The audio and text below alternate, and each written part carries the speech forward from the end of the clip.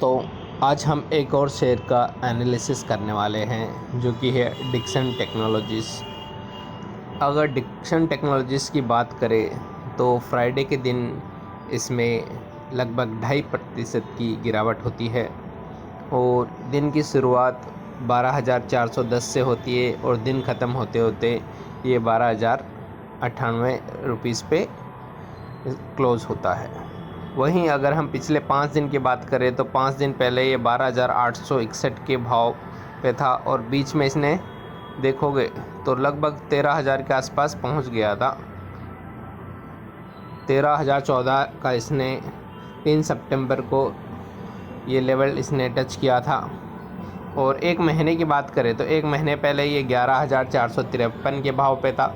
तो एक महीने में इसने 5% का रिटर्न दिया है। और पिछले 6 महीने की बात करें तो 6 महीने पहले 7,000 के भाव पे अवेलेबल था। अगर हम देखें 11 मार्च को तो 11 मार्च को ये 7,000 के भाव पे थे। और अगर हम इसी साल की बात करें तो 1 जनवरी को ये 6,460 रुपये के भाव पे अवेलेबल था। तो एक साल में इसने अगर देखोगे तो 8 महीने में कह ले तो इसने 87% का रिटर्न दिया है। और अगर पिछले 5 साल की बात करें तो इसने काफ़ी अच्छा रिटर्न दिया है। अगर 2019 में देखोगे 503 का भाव है।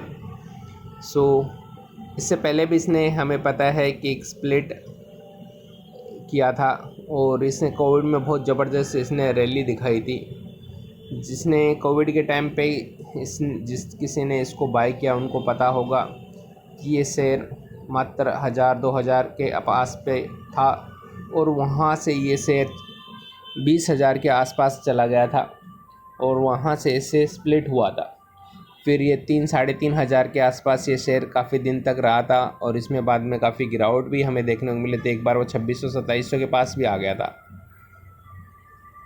और फिर वहाँ से इसने वापस से 2,700-2,800 से आज वापस से 12,000 के आसपास आ गया। तो इसने काफ़ी बड़ी जर्नी की है। पहले ये 20,000 तक आसपास गया था, फिर वहाँ से स्प्लिट होके वापस से ये 3-3,500 के आसपास आया और वहाँ से फिर से ये 12,000 के आसपास गया है। ये तो हमने इसकी जर्नी देख ली है। अब इसके हम कुछ फंडामेंटल्स देखते हैं। तो अगर इसकी मार्केट कैप की बात करें तो इसका 72,186 करोड़ का मार्केट कैप है। करंट प्राइस 12,000 के आसपास है, हाई 13,600 के आसपास से गया था। पी वैल्यू काफ़ी ज़्यादा है, 167 है इसका और बुक वैल्यू भी बहुत ज़्यादा है, 283 है। ROC 28.8 है और ROE है 24.7। अब अगर हम क्वार्टर वाइज सेल्स की बात करें तो 2021 जून में इसका जो सेल्स था 1,867 करोड़ का था और उसमें profit before operating profit 48 crore और आफ्टर जो नेट प्रॉफिट देखे आफ्टर टैक्स वो 18 करोड़ का हुआ था। फिर अगले क्वार्टर में ये बढ़ के 63 करोड़ का हो गया था प्रॉफिट और उसके बाद में 46 करोड़, 63 करोड़, 45 करोड़। 2022 में 77, 52 और ये क्वार्टर में अगर देखोगे जून के क्वार्टर में तो 140 करोड़ तक ये पहुंच गया है। प्रॉफिट तो काफ़ी अच्छा कर रही है कंपनी। देखोगे तो पिछले दिसंबर में भी 97 करोड़ का था, अभी भी 97, 140 करोड़ का तो काफ़ी अच्छा प्रॉफिट है। और अगर हम यहाँ पे देखें सेल्स भी देखोगे काफ़ी कंपनी का अच्छा चल रहा है, सेल भी काफ़ी अच्छा बढ़ रहा है। अब अगर हम ईयर ऑन ईयर देखें तो 2013 में देखो तो कंपनी का सेल्स 767 करोड़ का था और उस समय कंपनी का जो प्रॉफिट था नेट प्रॉफिट अगर कंपनी की बात देखें तो 3 करोड़ का था। अगले साल 2014 में 14 करोड़ का हो गया, 15 में 13 करोड़ और 16 में 43 करोड़ का प्रॉफिट हो गया। फिर 48 करोड़ हुआ, 61 करोड़ हुआ और 2020 से इसने देखो 120 करोड़, 19 में देखो 63 करोड़ था और 20 आते आते 120 करोड़ हो गया। तो उस टाइम पे इसमें काफ़ी ज़्यादा बढ़ोतरी हुई थी इसके प्रॉफिट में। और फिर 2020 के बाद में तो बहुत ज़बरदस्त इसके प्रॉफिट में हमें बढ़ोतरी देखने को मिली है। तो यहाँ पे देखो तो 120 से 160 हुआ, फिर 190। अभी अगर देखो करंटली 2024 में तो 375 करोड़ का हुआ था मार्च क्वार्टर में, देखो तो ईयर ऑन। शेयर्स का जो अर्निंग पर शेयर है वो भी काफ़ी अच्छा है, जहाँ पे 2013 में 3 रुपया प्रति शेयर का अर्निंग था, आज करंटली देखोगे तो 72.39, तो काफ़ी अच्छा अर्निंग पर शेयर भी है।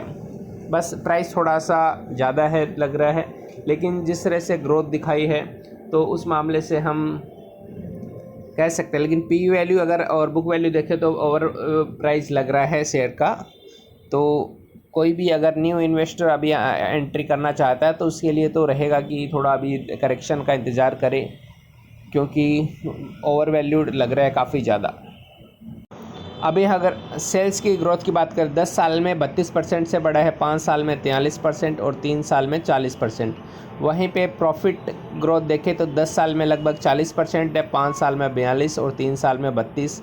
वहीं पे स्टॉक का जो प्राइस है वो भी 5 साल में 88% से बढ़ा है, 3 साल में 41 और 1 साल में 136। और रिटर्न इक्विटी भी देखोगे तो 10 साल में 24 है, 5 में भी 24, 3 साल में 23। तो रिटर्न ऑन इक्विटी काफ़ी अच्छा है। अब अगर कंपनी के हम रिज़र्व्स की बात करें तो 2013 में कंपनी के पास 58 करोड़ का रिज़र्व था और बोरिंग उसके मुकाबले में 94 करोड़ थी। 2014 आते आते 71 करोड़ हो गया, बोरिंग 94 ही रही, और 13-15 में तो जो इक्वल हो गया था कि रिज़र्व और बोरिंग बराबर ही थी। अगर अभी हम कुछ सालों की बात करें तो करंटली कंपनी के पास जो रिज़र्व है वो 1683 करोड़ का है और जो बोरिंग है वो लगभग 490 करोड़ के आसपास है, और पिछले साल ये 1273 करोड़ का रिज़र्व था। तो पिछले साल से करंट साल में काफ़ी अच्छा कंपनी का रिज़र्व बढ़ा है। और अगर हम देखें तो पिछले साल से बोरिंग इतनी ज़्यादा नहीं बढ़ी है। सो ये एक पॉजिटिव साइन है कंपनी का कि जिस या प्रोपोर्शन में जो बोरिंग बढ़ी है उससे कहीं ज़्यादा कंपनी का रिजर्व्स बढ़ा है। अब अगर हम प्रोमोटर्स के शेयर होल्डिंग की बात करें तो प्रोमोटर्स के पास 33.24% है, एफआईस के पास 19 है, डीआईस के पास 26.08 है और पब्लिक के पास 21.34। सो ये तो शेयर होल्डिंग पैटर्न है। सो ओवरऑल हमने देखा कि कंपनी का प्रॉफिट काफ़ी अच्छी रेट से ग्रो हो रहा है और जो बिजनेस भी काफ़ी इसका है, ऐसा है कि जो डिजिटल है चीज़ें बनाती है, इलेक्ट्रॉनिक्स के सारे यही बनाती है, मोबाइल्स हुए या टीवी एलसीडी पैनल्स हुए या और भी बहुत सारे जो इलेक्ट्रॉनिक्स के सामान, लैपटॉप्स के जो मदरबोर्ड्स बनाना रही है, तो काफ़ी चीज़ें ये कंपनी इस सेगमेंट में काम करती है। तो कंपनी का जो बिज़नेस काफ़ी अच्छा है और फ्यूचर भी काफ़ी ब्राइट लग रहा है।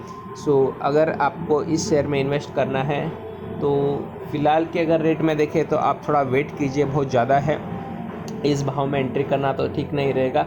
अगर मार्केट में करेक्शन आता है तो वहाँ पे आपको कुछ इसमें एंट्री करने का मौका मिलता है, तो आप इसके बारे में अपने एडवाइज़र से बात कर सकते हैं और इसमें एंट्री कर सकते हैं।